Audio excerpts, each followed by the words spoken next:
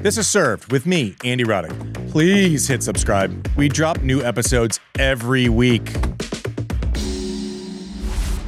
I've been pretty sympathetic thus far. I said thus in a weird way, didn't I? You did. Thus far? You can start over. Thus far? We can keep going.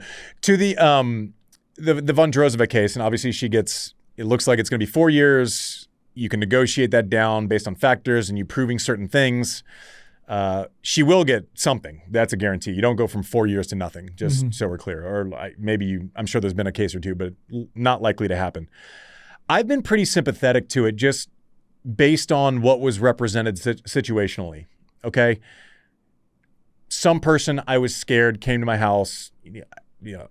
I get it on the heels. She used the Petra Kvitova example in her explanation for this, okay? And for those that don't know, Petra Kvitova, one of the nicest people of all time, attacked in her own home with a knife, ended up getting hurt, wasn't back for a long time, really big damage, long way back, right? That's a very serious thing to use as a reason, and you better be honest as shit if you're using that as an example for why you have fear or anxiety about a drug tester.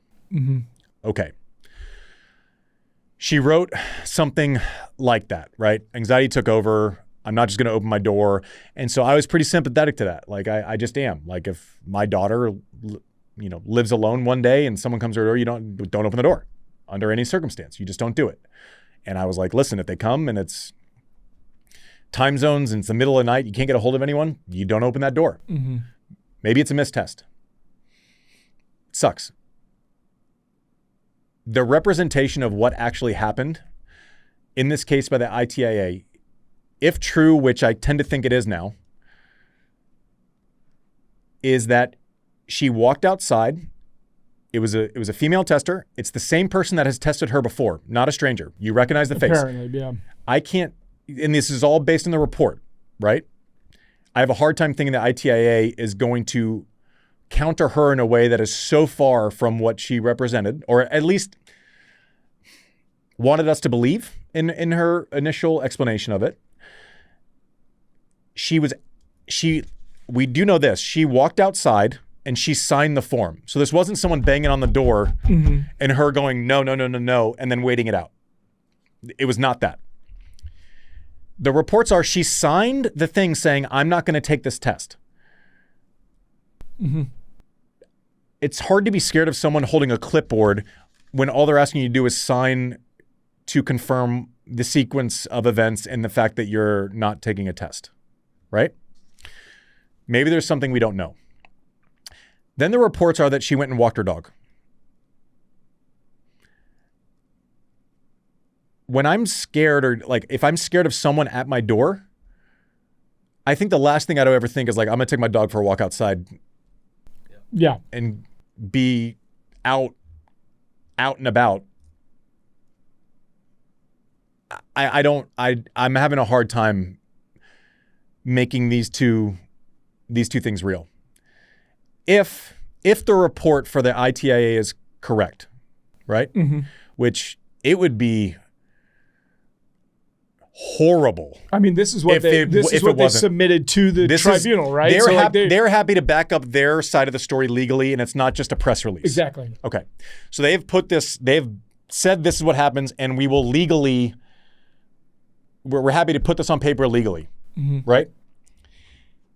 If that is what actually happened, and she represented that she was scared and used someone breaking in and stabbing someone else as kind of a posturing mechanism, which I fell for. That is such shitty form. We don't know. I hope there's something I'm not thinking of. I can't say that I hope the ITIA is wrong in their storytelling. It's hard for me to marry the reasoning for which she skipped the test in the first place with the actuality of events that the ITIA is representing and happy to put forth legally. Those two things don't exist together. And it's And honestly, it's caused, it's a huge lightning rod across all of tennis, and it's garnered a lot of support from other tennis players for her, but it's ultimately the explanation is, and we've touched on it a lot, the explanation for a 4-year ban for this is basically like if it has to be as destructive to your time on court as it would be for having a major multiple doping bans. Because if you're just going to refuse the test and it's only going to be a slap on the wrist, so then people are just going to refuse the test. Refusing the test, I hope I'm capable of nuancing these. No cases are the same. There are similarities. Timing matters. Who, what, where, why, when. What can you prove? Those 6 or 7 things rarely line up perfectly together. It's not just din, din, din, din. And I know that's the way most people like to. Simply, if she lied, exaggerated about what happened because she made a mistake by being pissed off and just being bothered by testing, it's tough to argue that. Like, imagine what happens if there's a loophole where you can say anxiety and you don't get that sentence. And there aren't like extreme circumstances, of which the ITIA defines as like they view it as like in labor, which seems like a lot, right? But I get why this is important for precedent. I don't think you can just say I'm nervous and or inconvenienced by this, and that's giving me anxiety, or maybe I have some and this is adding a layer to it. You still have to play by the rules of fairness inside of the job with which you choose. It sucks. And it's probably some things in a lot of people's life that suck that you have to kind of get through, deal with. She said she took a test, 3 days later. Did that not cause the same emotion? Where was that taken? Well, I mean, and I think ultimately her biggest thing since then in the statement is that, I took a test 3 days later that was negative. I've never tested positive. 3 days is a lifetime, by the way. I've never tested positive, and all of the other things she said her post statement. But it's not about if she would have tested positive or not that evening. At this point, it's the refusal is the reason for the punishment. It is not if she would have tested positive. 100%. What she's saying now is like, I've never tested positive, therefore I'm like, no, that has nothing to do with this sequence of events. It doesn't matter. That has nothing to do with this sequence of events. It doesn't matter. It is literally the refusal and signing the paper. I passed a test 3 days later. It doesn't mean you didn't skip one in the moment. Yeah. You're not allowed to skip a test in the moment without good reason. If you walked outside, if you signed this thing saying, I legally acknowledge that I am skipping this test and I know the problems associated with that, and then you take your dog for a walk, that's not the same as a positive test. Like I'm sorry, if their sequence, if the ITA's sequence of events is accurate, I've almost lost all my sympathy here.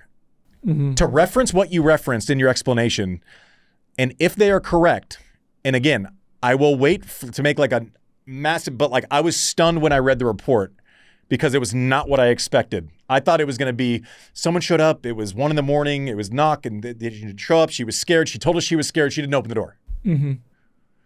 This isn't that. And I have a hard time believing that they would lie this flagrantly legally. So we'll see what Vondrousova puts forth legally and see if that story changes a little bit. We'll see. The formal ruling still has to come down, and then once you read that formal ruling, then you have 21 days to appeal. She has an attorney, Exner, I think maybe, that has represented before, that he's come out publicly and said that he believes she should appeal, but it's up to her to make that decision, and they have to wait until the final report comes down, the official ruling. But this is the ruling as we know it. Yeah, that report was shocking to me.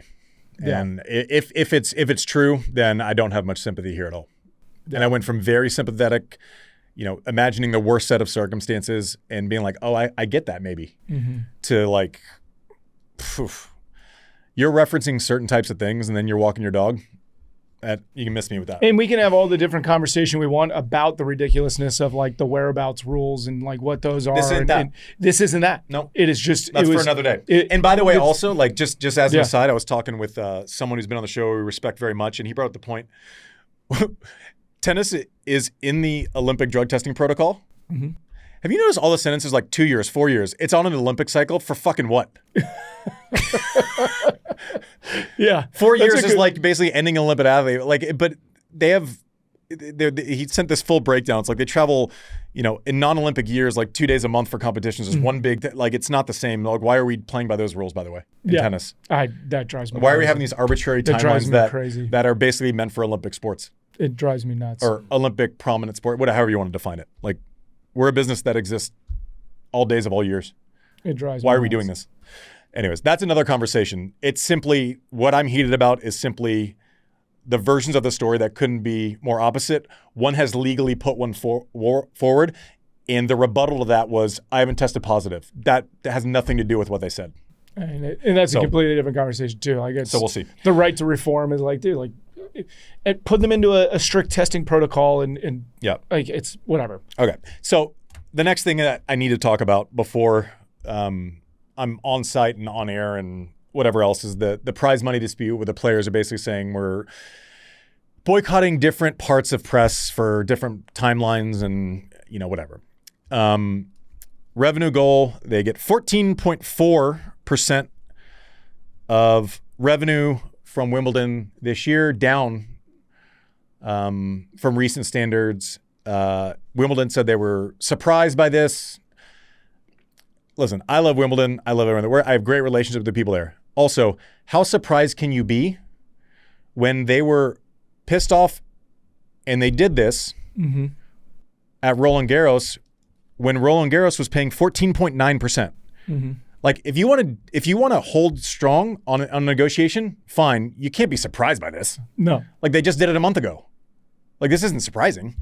And also the other thing is like, well, we invest back in the sport and the game and everything else. Okay. Great. I'm sure there are a lot of great things that come from that. You built the most magical place on earth. Mm-hmm. No doubt. Also, it's like, you can't run a business. Okay, I'm going to tell you, most businesses, the revenue drivers, have a say in how the money's spent. Mm-hmm. Whether that's board representation, whether that's stock, whatever it is. So it's tough to say, you drive the revenue, but we invest it. Okay, well, we should have a say in how you invest it. Well, let's put together a council. Well, that's what this is. That's what they're doing.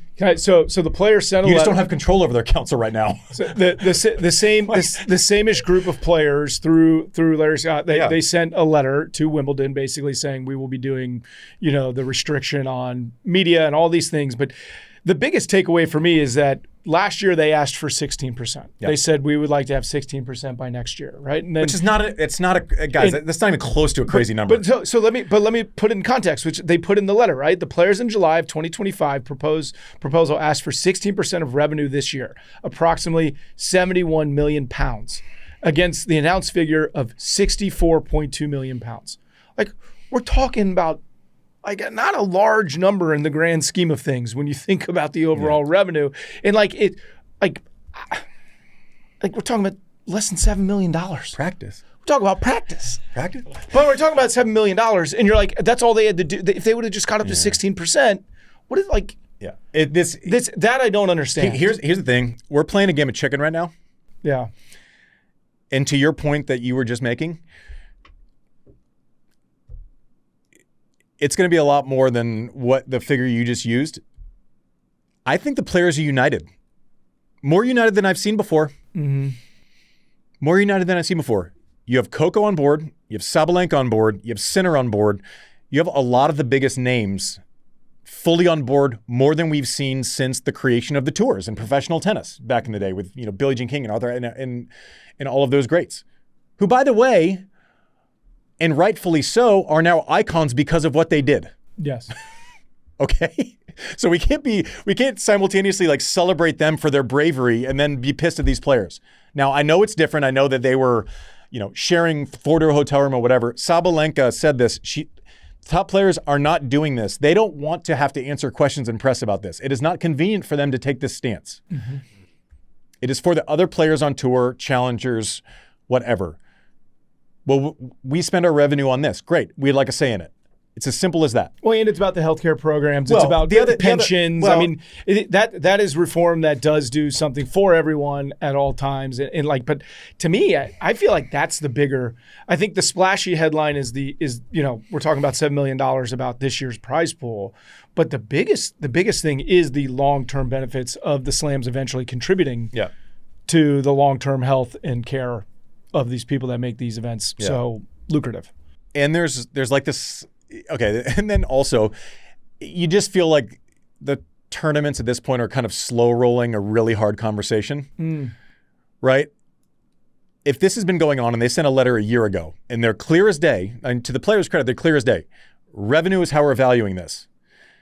And then in this release, Wimbledon's saying, well, we don't value revenue, but we'd like to talk more.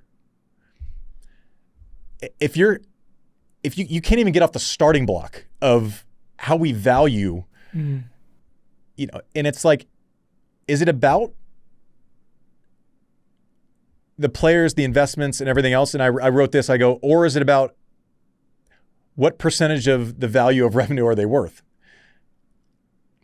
I think any sane person would say it's probably more than 14.4%. I mean, I think if you base it on revenue, then if there's a bad revenue year, then next year, guess what? Just prorate it. Next year, guess what? There's less money. Yep. Oh wow, that's how it works. Yeah, but also like I would even say, okay, what are your investment projects? Let's create a silo for those it's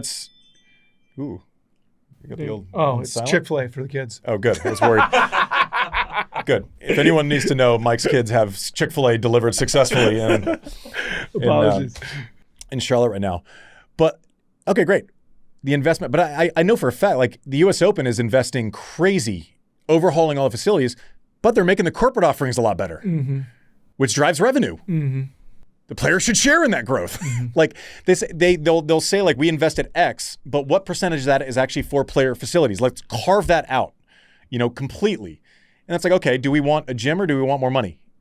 Do we want X amount? So we need to really, until you're willing to share what the investments are.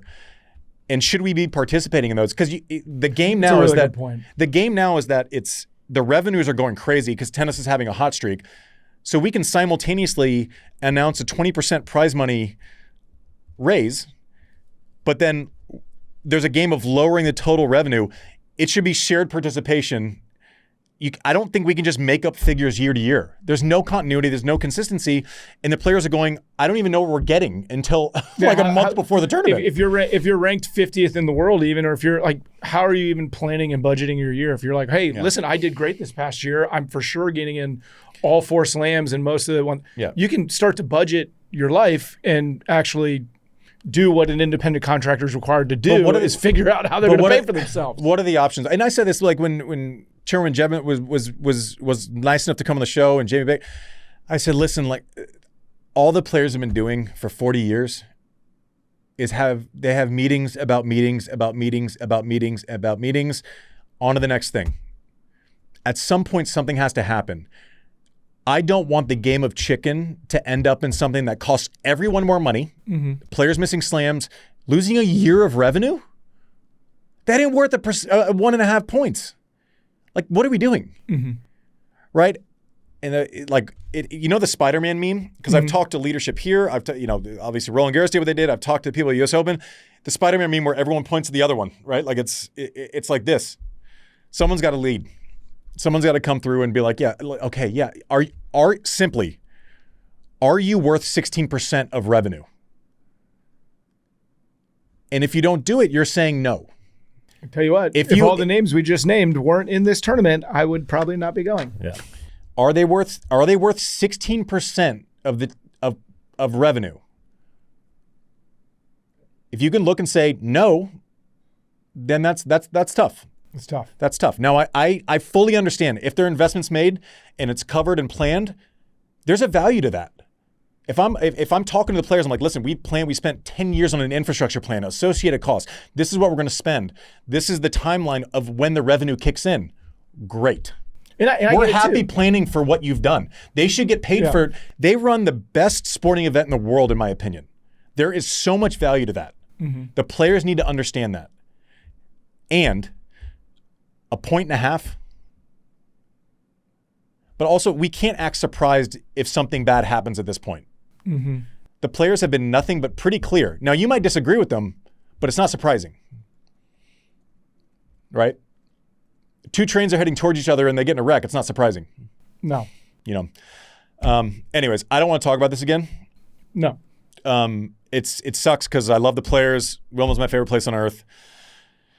And simply in a negotiation, revenue matters. It just does. It just does. And if the people driving revenue, they should have a say in how it goes.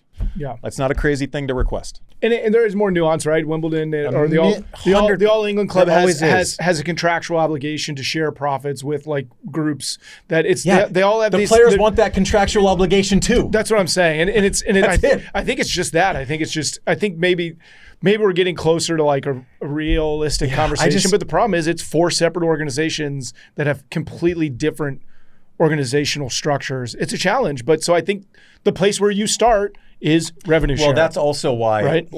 When they said, we want to make a committee with the players to talk about it. It's okay, so are the players going to make a committee, have the conversation at Wimbledon, and then go to the US Open and have a committee, and then go to the Aussie Open and have a committee, and then go to the French Open and have a committee? Or do they all just band together and use the same committee to talk to 4 people? Yeah. Obviously, it's the second one. Obviously, it's the second one. Obviously, I'm done with this conversation for a couple of weeks. Hopefully, ESPN doesn't make me talk about it. Maybe they will. I don't want to anymore because I love both sides of this thing so much. They've both filled my heart up in so many ways. But obviously, we are going to have the best time ever for the next 2 weeks. I'm pumped for this tournament. There's nothing better than Wimbledon. It's the best sporting event in the world. No questions asked. Listen, we're all on the same team in tennis. Can we just figure this out before it becomes a train wreck? Mm-hmm. We can figure this out. Rational people can make rational decisions. Let's not get too inside of our own heads. Let's just this is 25 minutes in a room. There's a lot of chatter from a lot of people. Let's figure this out. I don't know. What do I know? I'm a podcaster, for fuck's sake.